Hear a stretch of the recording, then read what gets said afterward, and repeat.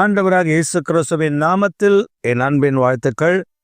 இந்த காலை ஆராதனைக்கு உங்களை அன்போடு கூட வரவேற்கிறேன். கடந்த நாட்கள் முழுவதும் கர்த்தர் உங்களை கண்மணியைப் போல பாதுகாத்து ஆசீர்வதித்திருப்பார். இந்த புதிய நாளுக்காக, புதிய வாரத்திற்காக, புதிய கிருபைக்காக நன்றி சொல்லி ஆண்டவரை துதித்து உயர்த்துவோம். அவர் நல்லவர். இன்றைக்கு நம்முடைய தியானத்திற்காக நாம் தெரிந்து கொள்கிற வேத வசனம் ஏசாயா தீர்க்கதரிசன புத்தகம் 44 அதிகாரம் 21 வசனம். இஸ்ரவேலே, நீ என்னால் மறக்கப்படுவதில்லை. இஸ்ரவேலே, நீ என்னால் மறக்கப்படுவதில்லை. How great God promised that he will not forget you, Israel. இஸ்ரவேலே, நீ என்னால் மறக்கப்படுவதில்லை என்று கர்த்தர் நம்மை பார்த்து சொல்லுகிறார். இஸ்ரவேல் என்றால் யார்? இஸ்ரவேலை ஏன் அவர் மறக்க மாட்டார்? இஸ்ரவேலை மறக்காததற்கு காரணம் என்ன? இதைத்தான் இன்றைக்கு நாம் தியானிக்க போகிறோம். முதலாவது, இஸ்ரவேல் என்றால் யார்? இஸ்ரவேல் என்றால் தேவனுடைய ஜனம், தேவனால் வேறு பிரித்து எடுக்கப்பட்டவர்கள். இஸ்ரவேல் என்பது கர்த்தருடைய சந்ததி. ஆண்டவர் தம்முடைய ரட்சிப்பை தந்ததான, மீட்பை தந்ததான ஒரு சந்ததி. இதைத்தான் இஸ்ரவேல் தேசம், இஸ்ரவேல் ஜனங்கள் என்று சொல்லி ஆண்டவர் தம்முடையவர்களாக வேறு பிரித்தவர்கள். இப்ப ஆண்டவர் தம்முடையவர்களை பார்த்து சொல்லுகிறார், நீ என்னால் மறக்கப்படுவதில்லை. அப்படியே நீங்க இருக்கிற இடத்துல நீங்க உங்களை பார்த்து உங்களை நீங்களே உங்க தலையில கை வச்சோ, மார்பிள கை வச்சோ சொல்லுங்க, நான் தேவனால் மறக்கப்படுவதில்லை. உங்க பேரை சொல்லி சொல்லுங்க, நீ என்னால் மறக்கப்படுவதில்லை. அப்ப ஆண்டவர் உங்களை நினைத்திருக்கிற நினைவுகள் மேன்மையானவைகள். நாம மறந்துடுறோம், நாம விட்டு விலகிடுறோம், நாம விலகி போய் எங்கேயோ ஒரு இடத்துல இருக்கிறோம். ஆனா கர்த்தர் நம்மை விட்டு விலகல. அவர் மறந்து விடுகிற தேவன் இல்லை. அவர் மாட்சிமை பொருந்தின கர்த்தர். அவர் மேன்மையானவர். அவர் நம்மை மறக்காதவர். இப்ப ஏன் ஆண்டவர் நம்மை மறக்காமல் நினைத்திருக்கிறார்? இஸ்ரவேல் என்றால் யார் தானே நம்ம தியானித்தோம். ஏன் அவர் இஸ்ரவேலை மறக்கல அப்படின்னா, இஸ்ரவேல் அவருடைய சுதந்திரம். இஸ்ரவேல் தான் அவருடைய சொத்து. இஸ்ரவேல் தான் அவருடைய நம்பிக்கை. இஸ்ரவேல் தான் அவருடைய சொந்த சம்பத்து. அப்ப ஆண்டவர் அதை மறப்பாரா? தாய் தன் பாலகனை மறக்கலாம், நான் உன்னை மறப்பதில்லை. தன் தாய் தன் பாலகனை கூட மறந்து விடலாம், ஆனால் நான் உன்னை மறப்பதில்லை. நான் உன்னை மறக்காத தெய்வம். ஏன் மறக்காதவர்? ஏன் நம்மை நினைத்திருக்கிறார்? எதற்காக நம்மை மறக்காமல் நம்மை நினைவு வைத்திருக்கிறார்? அவர் மறந்து போகாத கர்த்தர், அவர் மறந்து போகாத தேவன். ஒரு சமீபத்தில் நீங்கள் இதை நியூஸ் பேப்பரில் வாசித்திருக்க கூடும். ஒரு மகனை தன் தாய் கஷ்டப்பட்டு வளர்க்கிறார். அவள் ஒரு தீ விபத்தில் தன் சரீரம் காயப்பட்டும் தன் குழந்தைக்கு ஒன்றும் ஆகக்கூடாது என்று சொல்லி தன் வீட்டிலிருந்து அந்த பிள்ளையை காப்பாற்றி விட்டாள். ஆனால் இவளுடைய சரீரத்தில், தாயினுடைய சரீரத்தில் அவ்வளவு தீக்காயங்கள். தன் பிள்ளை மற்றவர்கள் எல்லாம் அந்த ஃபயர் ஆக்சிடென்ட்ல எரிக்கப்பட்ட நிலையில அவருடைய குடும்பங்கள் இழந்தது. இவளும் தன் மகனும் மாத்திரம் தப்பித்தார்கள். அவள் தன் பிள்ளையை கண்மணி போல பாதுகாத்து வளர்த்தாள். அவன் படிக்க ஆரம்பித்தான், அவனை படிக்க வைத்தாள், கூலி வேலை செய்தாள், வீட்டு வேலை செய்தாள், மரம் வெட்டி வித்தாள், விறகு வியாபாரம் செய்தாள். இப்படி கடினப்பட்டு தன் பிள்ளையை வளர்த்தாள். அந்த மகனும் வளர்ந்து நன்றாக படிக்க ஆரம்பித்தான். நன்றாக படித்தான். பெஸ்ட் ஸ்டூடெண்டாக மாறினார். அவர்களுக்கு கொஞ்சம் நிலம் இருந்தது. அந்த நிலத்தை, வரக்கூடிய வருமானத்தை வைத்து அந்த மகனை இன்னும் நல்ல படிக்க வைத்தால், ஒரு கல்லூரியிலே அவனுடைய கிராஜுவேஷன் அன்றைக்கு தன் தாய் தன் மகனை சந்திப்பதற்காக அந்த கல்லூரிக்கு போகிறார். இவன் தான் பெஸ்ட் ஸ்டூடெண்ட் என்கிற அவார்டு வாங்குறார். ஆனால் தன் தாயை பார்த்த உடனே அவன் முகம் மாறிவிட்டது. அவன் வந்து தன் தாயை திட்டுகிறார். உன்னெல்லாம் இங்க யார் வர சொன்னா? நீ எல்லாம் வரக்கூடிய இடமா இது? இந்த எவ்வளவு பெரிய படிப்பு படிச்சிருக்க, நீங்கெல்லாம் வரலாமா? இல்ல ராசா, இந்த பேப்பர் இருந்துச்சு, இதுல பெற்றோர்லாம் வரலான்னு சொல்லி போட்டிருக்குன்னு பக்கத்து வீட்டுக்காரர் சொன்னாருங்க, அதனாலதான் தம்பி நான் வந்தேன், தயவு செய்து இங்கிருந்து போயிரு. அந்த தாயாரும் கண்ணீரோடு வந்து விட்டார்கள். பின்பு அவன் மகன் வந்தான். வந்து எனக்கு வெளிநாட்டில் வேலை கிடைத்திருக்கிறது, நான் வெளிநாட்டுக்கு போக வேண்டும் என்று சொல்லி அவன் புறப்பட்டு சென்று விட்டான். தன் தாய் அவனுக்காக காத்திருக்கிறார்.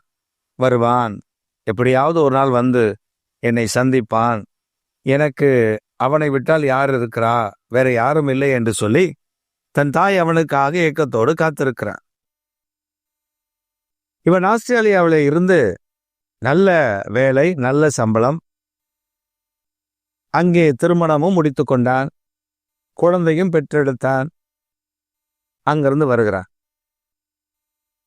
தன் தாயை பார்க்க வருகிறது போல வருகிறான். வந்து தன் தாய் இடத்துல சொல்லுகிறான், நீ இனி இங்கே கஷ்டப்பட வேண்டாம், என் கூட வந்துரு, நம்மெல்லாம் ஆஸ்திரேலியாவில் போய் சந்தோஷமா இருக்கலாம். அவங்க அம்மாவுக்கு அவங்க நம்ப முடியல. அவன் சொல்கிறான், இந்த நிலம் இந்த வீடெல்லாம் விற்றுருவோம், வா நம்ம போயிடுவோம் அப்படின்னு சொன்ன உடனே அந்த அம்மாவுக்கு கை கால் புரியல, மகிழ்ச்சி, என்னை அறுவறுத்து என் பிள்ளை இவ்வளோ சந்தோஷமா வந்துட்டான். அவ கூட்டிட்டு போனா, எல்லாவற்றையும் விட்டான், பணத்தை எடுத்துக்கொண்டான், டிக்கெட்டையும் வாங்கிட்டான், தன் தாயை ஏர்போர்ட்டுக்கு கொண்டு வந்தான். கொண்டு வந்து சொன்னான், சில வேலைகள் இந்த ஏர்போர்ட்ல இந்த டிக்கெட் விஷயமா நான் பேச வேண்டியது இருக்கு, உன்னை கூட்டிட்டு போகணுன்னா நான் உள்ள உயர் அதிகாரிகிட்ட பேசினாலும் உன்னை உள்ள அனுப்புவாங்க, அப்பதான் ஃப்ளைட்ல ஏற்ற முடியும், நீ வெயிட் பண்ண, நான் உள்ள போய் பேசிட்டு வரேன்னு சொல்லி அவன் ஆஸ்திரேலியா சென்று விட்டான். இந்த தாயாருக்கு அது தெரியாது. தாயார் அமர்ந்திருக்கிறார்கள், காலையிலிருந்து அமர்ந்திருக்கிறார்கள், அந்த இடத்தை விட்டு நகரவே இல்லை. பிள்ளை வந்துட்டா, பாத்ரூம் போக கூட எழும்பல, ஏன்னா பிள்ளை வந்து தேடிட்டா, தான் காணாம போயிட்டோன்னு சொல்லி அவன் அலைஞ்சிட்டா. காத்திருக்கிறார்கள். மாலை ஆனது, இரவானது, சோர்ந்து போய் சாப்பிடாமல் பட்டினியாய் சோர்ந்து போய் இருக்கிறார்கள். அங்கிருந்து அதிகாரி பார்த்து கொண்டே இருக்கிறார். காலையிலிருந்து இந்த அம்மா உட்காந்துருக்கு, எதுக்கு? அவர் வந்து வந்து விசாரிக்கிறார். அந்த அம்மா சொல்றாங்க, என் பையன் வந்துருவான் சார், ஆஸ்திரேலியா போறோம் நாங்க, என் பையன்னா போயிருக்கான். கடைசி என்ன நடந்தது? அந்த உயர் அதிகாரி பொறுமை இழந்து இரவு வேளை வந்து விட்டதினால், உன் மகனுடைய பெயர் சொல்லுமா, ஆஸ்திரேலியா ஃப்ளைட்ல செக் பண்ணுவோம். அந்த அம்மா பேர் சொன்ன உடனே அவர் சொன்னா, அந்த அம்மாவுக்கு பேர் வந்துச்சு, அதுதான். இந்நேரம் உங்க மகன் ஆஸ்திரேலியாவில் இறங்கி அவர் வீட்டுக்கு போயிருப்பாருமா, ஆஸ்திரேலியாவுக்கு காலையில் ஃப்ளைட் போயிடுச்சு, நீ இங்கே இருக்க. அந்த அம்மாவுக்கு உலகமே இருண்டது. தன் எல்லாவற்றையும் இழந்தோம் என்கிற நிலை.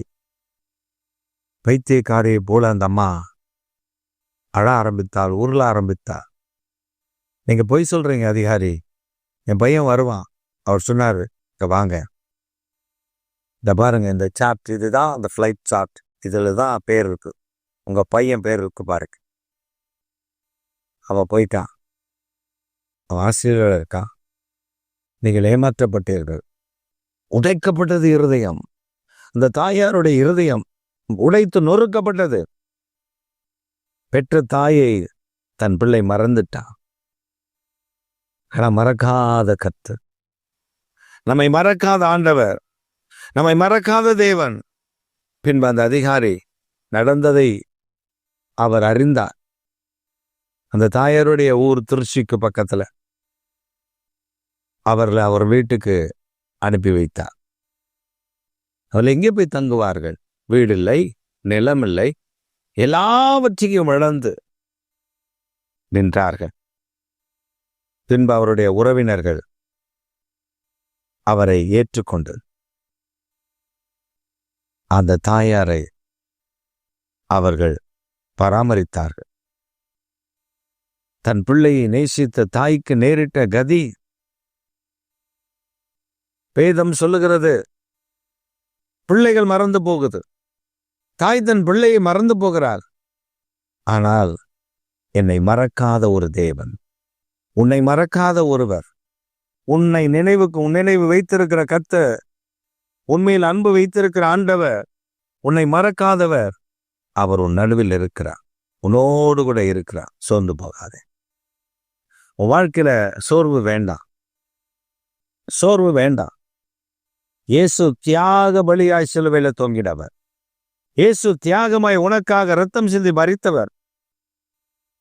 ஒரு சமயம் ஒரு கிராமத்தில் ஒரு தாய், அவளுக்கு ஒரு பிள்ளை மகன். அந்த தாயார் விறகு வெட்டி தான் வியாபாரம் செய்வார். அந்த தாயாருடைய பிள்ளைக்கு ஒரு வியாதி, அந்த குழந்தைக்கு ஒரு வியாதி. அந்த வியாதிக்கு ஒரே ஒரு மருந்து தான்.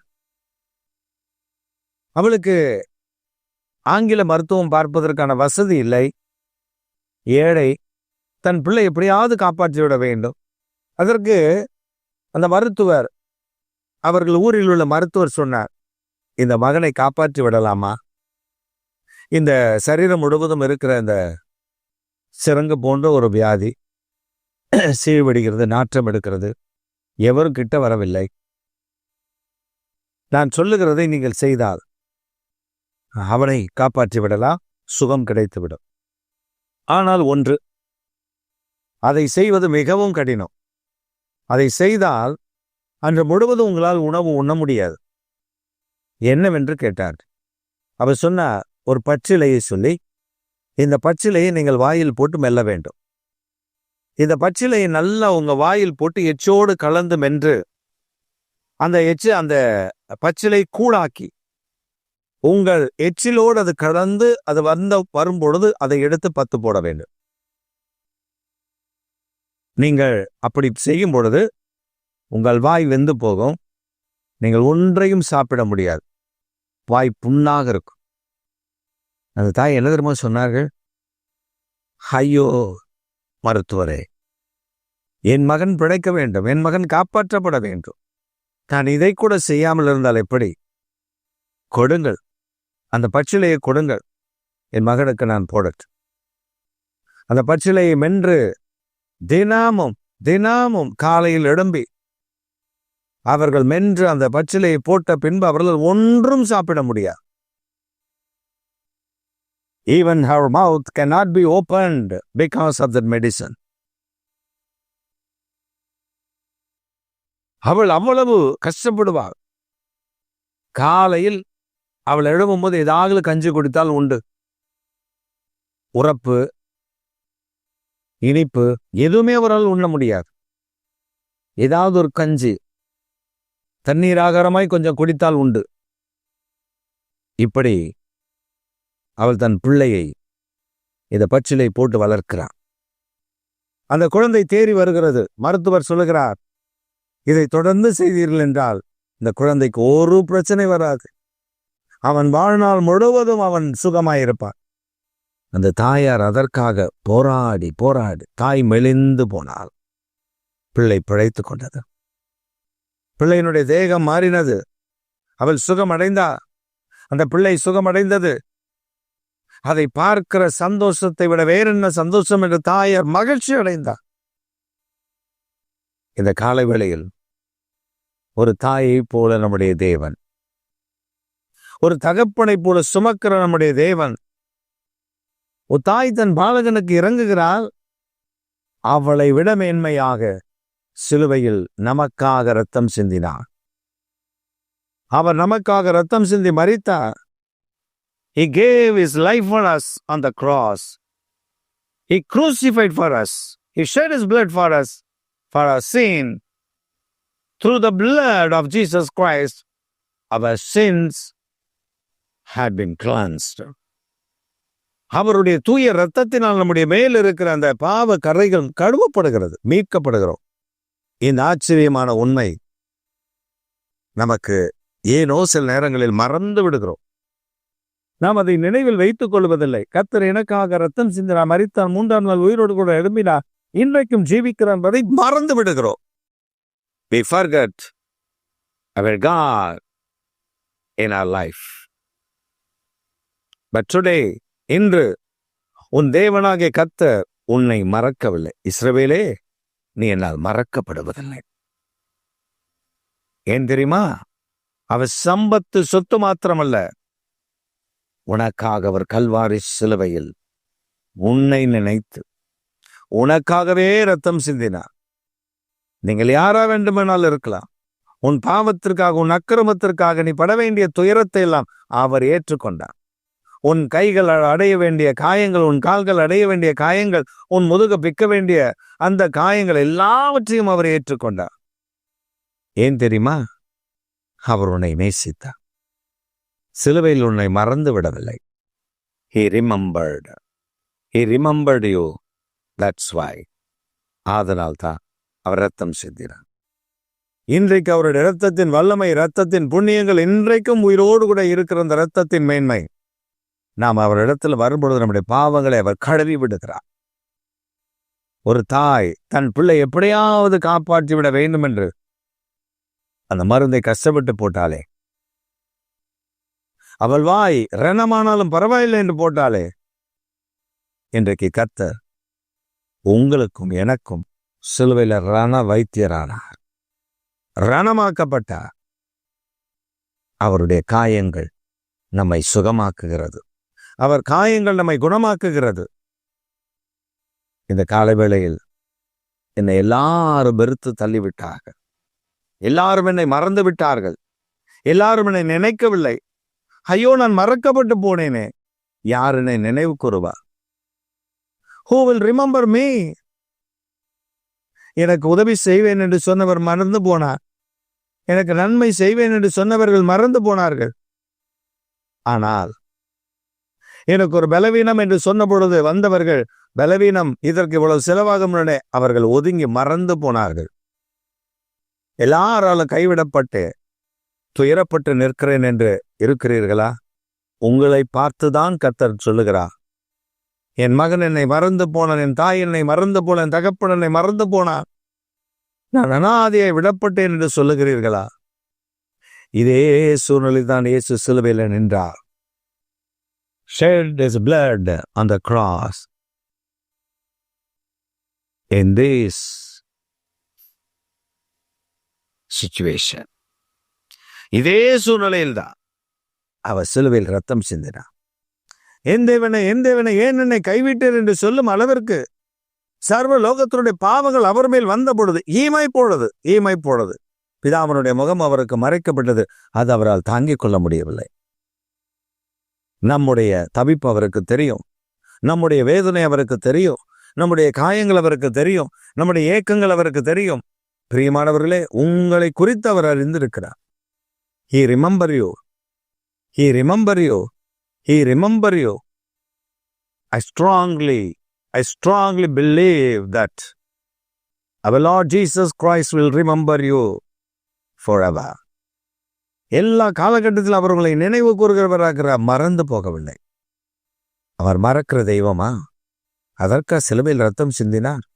உன்னை எல்லா நண்பர்கள், சிநேகிதர்கள், உறவினர்கள், அப்பா, அம்மா, எவர் வேணாலும் மறந்து போயிருக்கலாம். மறக்கப்பட்ட நிலையில் இருக்கிற உன்னை தேடி இயேசு உன் அருகில் இருக்கிறார். உன் அருகில் இருக்கிறார். கடைசியா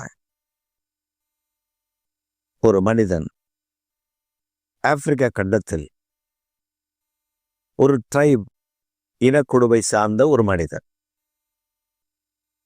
அந்த ஆப்பிரிக்கா கண்டத்தில் காடுகளிலே பல இனக்குழுக்கள் இருக்கிறார். ஒருவரை பார்த்தால் ஒருவருக்கு பிடித்தம் இருக்காது. வெட்டி விடுவார்கள், கொன்று விடுவார்கள், கொன்று விட்டுதான் போவார்கள். அப்படி ஒரு முறை ஒரு ட்ரைபுக்கும் காட்டுவாசி இனக்குழுவுக்கும் மற்றொரு இனக்குழுவுக்கும் ஒரு சண்டை நடந்தது. அது கொரில்லா அட்டாக் என்று சொல்லுவார்கள். அது அவர்கள் மட்டும்தான் செய்வார்கள். அதை தான் மற்றவர்கள் கற்றுக்கொண்டார்கள் பின்னாட்களிலே. அப்படிப்பட்ட அந்த கொரில்லா அட்டாக்ல அந்த கிராமத்தில் இருந்த பலரை கொன்று விட்டார்கள். அதில் ஒரு வாலிபனை பிடித்து கொண்டார்கள். அந்த வாலிபன் தான் திடகாத்திரமான வாலிபன், அந்த இனக்குழுவில் முக்கியமான தலைவருடைய மகன். அவனை பிடித்து கொண்டு வந்து சிலுவை போன்ற ஒரு ஒன்றிலே அவனை கட்டி வைத்து அடித்து ரணமாக்கி விட்டார்கள். ரணமாக்கினது மாத்திரமல்ல, அவனுடைய சரீரம் முழுவதும் இரத்தம் வடிகிறது. அவனை எடுத்து அந்த சிலுவை போன்ற ஒரு மரத்தில் தொங்க வைத்து விட்டு போய்விட்டார்கள். இது என்ன நடக்கும் என்றால், அந்த சிலுவை போன்ற ஒரு மரத்தில் அவன் தொங்கிக் கொண்டிருக்கும் போது அந்த இரத்தம் சிலுவையின் வழியாக வடிந்து, அந்த மரத்தின் வழியாக வடிந்து தரையில வந்து தேங்கும். இந்த இரத்த வாடைக்கு அந்த காட்டில் ஒரு வகையான எறும்பு இருக்கிறது. இந்த எறும்பு அந்த இரத்த வாடைக்கு வந்துவிடும். வந்துவிட்டால் அவ்வளவுதான், எல்லா சரீரத்து முழுவதையும் சதைகளையும் அது தின்றுவிடும், உயிரோடு கொன்றுவிடும். அந்த மனிதனை அப்படித்தான் அவைகள் தாக்க ஆரம்பித்தது. துடிக்கிறான். அப்பொழுது யாரோ ஒருவர் அவரிடத்தில் வந்து அவரை அந்த சிலுவை கட்டுகளிலிருந்து இறக்கி அவருடைய சரீரத்தில் இருந்த அந்த காயங்கள் எல்லாம் கழுவி அந்த மகனை அழைத்து கொண்டு வந்து ஒரு துறைமுகத்தில் ஒரு கப்பலில் அவனை ஏற்றிவிட்டார். அவர் அவனோடு பேசினார். நானும் உன்னை போலத்தான் ஒரு காலத்தில் சிலுவையில் அறையப்பட்டேன், இரத்தம் சிந்தினேன், உன் பாடுகள் எனக்கு தெரியும். ஐயோ கடவுளே, நீ உயிரோடு இருந்தால் என்னை காப்பாற்று என்று கூப்பிட்டாயே, நான் உயிரோடு கூட இருக்கிறேன், உனக்கு உதவி செய்கிறேன் என்று சொல்லிவிட்டு அவர் கடந்து சென்று விட்டார். இந்த வாலிபன் அந்த கப்பலில் குற்றுயிரும் குலையுருமாய் பிரயாணப்பட்டு ஒரு தேசத்திற்கு வந்து சேருகிறான். அந்த தேசத்தில் அவன் அந்த கப்பலிலிருந்து இறங்கி, அது ஒரு சரக்கு கப்பல், அந்த கப்பலிலிருந்து இறங்கி பசியோடு இருக்கிறான். அவனுக்கு அந்த மாலுமிகள்லாம் பார்த்து அவனுக்கு உதவி செய்து கொஞ்சம் ஆகாரம் கொடுத்து அவனை அந்த துறைமுகத்தில் இறக்கி விட்டார்கள். இறங்கினவன் தட்டு தடுமாறி அவன் நடந்து போகிறான். போகும்பொழுது பார்த்தால் தன்னை காப்பாற்றினவருடைய சிலை அங்கே இருக்கிறது. போகிறான், அந்த இடத்துல போய் அவன் பாஷையில கேட்கிறான். அது யாருக்கும் புரியவில்லை. அப்பொழுது அங்கே இருக்கிற ஒருவர், அந்த பாஷை தெரிந்த ஒருவரை அழைத்து வந்து, இவன் ஏதோ ஒரு பாஷையில பேசுகிறான், என்னவென்று கேளுங்கள் என்று சொன்னான். அவன் சொன்னான், இவர்தான் என்னை காப்பாற்றினார் என்று சொன்னான். அப்பொழுது அவர்களுக்கு புரிந்து விட்டது, இயேசு அவனுக்கு உதவி செய்திருக்கிறார் என்று அறிந்து அவனை கொண்டு போய் ஒரு மருத்துவமனையில சேர்த்து அவனுடைய காயங்கள் எல்லாம் கட்டி அவனை குணமாக்கி, அவன் சொன்னான், இவர் என்னை சந்தித்தான், நான் பேசினேன் இவரோடு. அப்பொழுதுதான் அவனுக்கு அறிவிக்கப்பட்டது, அவர்தான் இயேசு கிறிஸ்து, அவர்தான் நம்முடைய பாவங்களுக்காக மரித்தார், மூன்றாம் நாள் உயிரோடு கூட எழும்பினார், இந்த பாடுகளை சகித்தவர் அவர்தான். ஐயோ, என் பாடுகளையும் அவர் சகித்து விட்டார் என்று சொல்லி அவன் அங்கிருக்கிற அந்த பட்டணத்தில் இருக்கிற ஒரு ஆலயத்தில் இந்த குருமார்களின் உதவியோடு தங்கி அவன் ஆலயத்தில் இருந்தே மொழிகளை கற்க ஆரம்பித்தான், படிக்க ஆரம்பித்தான், வேதாகமத்தை நன்றாக படிக்க ஆரம்பித்தான், அவருக்காக ஊழியம் செய்ய ஆரம்பித்தான். கர்த்தர் அவனை கொண்டு அந்த பட்டணத்தில் ஒரு பெரிய எழுப்புதலை தந்தார். ஆம் பிரியமானவர்களே, நீ எந்த சூழ்நிலையும் உன்னை மறந்து விடாத கர்த்தர் இன்று உன் அருகில் இருக்கிறார். நீ சோர்ந்து போயிருக்கிறாயா? சோர்வடையாதே, மறக்காதவர், என்னை மறக்காதவர் என்னோடு கூட இருக்கிற மகிழ்ச்சியோடு சொல். கர்த்தர் பெரிய காரியங்களை எங்கள் சர்வ வல்லமுள்ள தேவனே, எங்களை பிதாவே, இன்றைக்கு நீர் எங்களோடு கூட பேசியிருக்கிறேன். நீர் எங்களை மறக்காத தெய்வம் என்றதை நாங்கள் அறிந்திருக்கிறோம். நீங்கள் இருந்தங்களை எங்களை மறந்து விடுவதில்லை. தகப்பனே, தயவாய் உம்முடைய ஜனத்திற்கு இறங்கி, உம்முடைய ஜனத்தின் மேல் கிருபையாய் இறங்கி உம்முடைய தயவை விளங்க பண்ணும்படி நாங்கள் ஜெபிக்கிறோம். எங்கள் தேவன் எங்களை மறக்காதவர். இப்பொழுது பிள்ளைகளை மறந்து விடாரோ, சோர்வோடு கூட இருக்கிறவர்கள், நான் உனக்கு இருக்கிறேன் மகளே, மகனே என்று சொல்லி அவர்களை ஆற்றி தேற்று கிருபை சூழ்ந்து கொள்ள பண்ணும். இரக்கத்தினால் முடிசூட்டும். ஏசு கிறிஸ்துவின் நாமத்தில் ஜெபிக்கிறோம் எங்கள் ஜீவனுள்ள நல்ல பிதாவே. ஆமேன், ஆமேன். என் ஆத்துமாவே கர்த்தரை ஸ்தோத்திரி, என் முழு உள்ளமே பரிசுத்த நாமத்தை ஸ்தோத்திரி. என் ஆத்துமாவே கர்த்தரை ஸ்தோத்திரி, கர்த்தர் செய்த சகல உபகாரங்களை மறவாதே. ஆமேன், ஆமேன்.